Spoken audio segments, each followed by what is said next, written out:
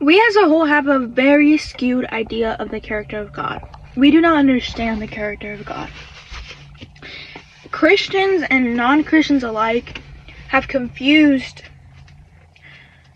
God for something that he's not.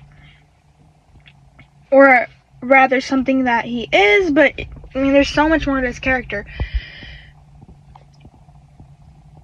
Oftentimes, what I see is a comment of like, oh, Jesus was so loving to the people that were sinners, like, you need to love and accept them. You need to love and accept what they're doing, even if you don't agree with it, even if you don't believe in it. And that's an issue. Because what we're saying is that Jesus,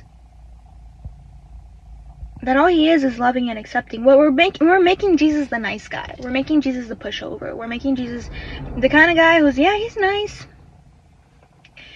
but there's so much more to him. And he's definitely not a pushover, and he's definitely not just a nice guy. He is the guy who came in and flipped tables.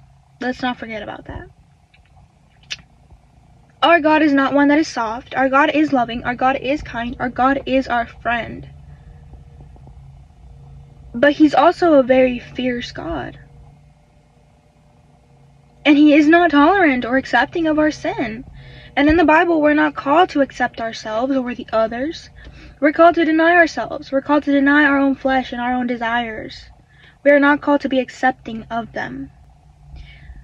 So that's an issue. When you see the Lord as somebody who's just there to be nice and accept you as you are, and also have you remain as you are and accept you there, you have a very skewed idea of who you're serving. Like, you're not serving the God of the Bible. You're serving your own God that you made up in your head. A God with only the characteristics that you like and not with those that you don't like. But the reality is that Jesus is not somebody who is simply accepting and tolerating all sin. No. Yeah, he sat with sinners. Doesn't mean that he agreed with the sin. It doesn't mean that he partook in the sin. And it doesn't mean that he accepted the sin.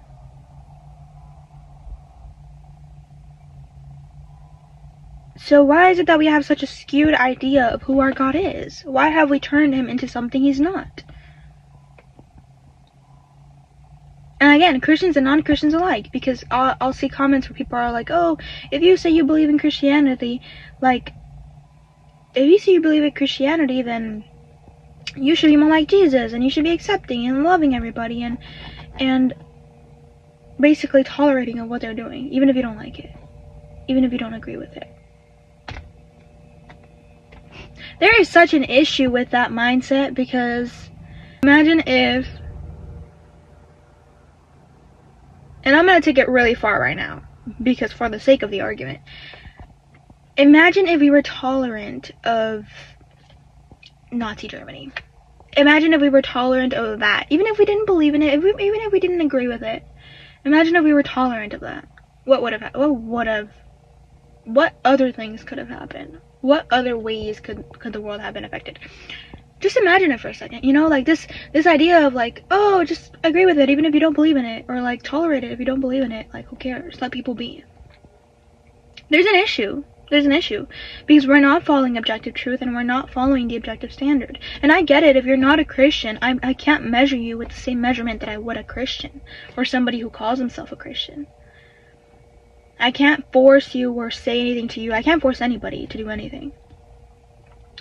But I know that to the Christian that calls himself a Christian, I can come to him or her and say, hey, you know, you're giving yourself a title, but you're not acting accordingly to the title. Whereas if it's a non-believer, then I can't come up and say the same thing, because this person has never said that or professed that they consider themselves part of this group.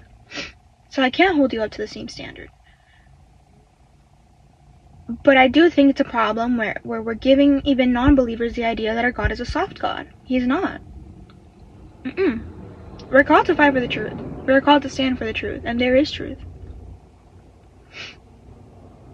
And we're not called to be accepting of everything that is non-truth. You know? For the people that helped Jews and kept them in their basement to hide them from the Nazis, like, they believed in a truth. They believed something within their heart, that human life was valuable, and that they shouldn't be happening.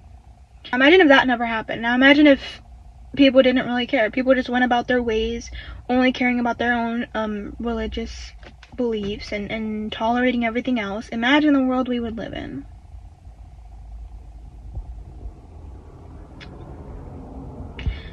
And in principle, it's the same concept. So before people start thinking that I'm pushing it too far, it's really the same concept, to agree and tolerate and accept. No, we are not called to agree and tolerate and accept. So stop pushing this belief and stop pushing the idea of a soft God. You've completely forgotten about the lion. See, we talk about the lamb a lot. Let's remember the lion. And I'm all about talking about how loving and kind he is, because he truly is, and that's something that he has shown me within the recent months. But that's not all there is to him. That's not all he is. And as much as loving, and the issue with that is I have another issue. And the issue is also that we mistake loving for lying. That we mistake loving for simply accepting and tolerating. When in reality, loving is telling somebody the truth. If you love somebody, you will tell them the truth. So no, I'm not going to lie to you. And no, I'm not going to play into your beliefs, your thoughts. Because it's not the truth. And that's not loving. That's a complete opposite. So yeah, guys. Hope this blesses you. Yeah.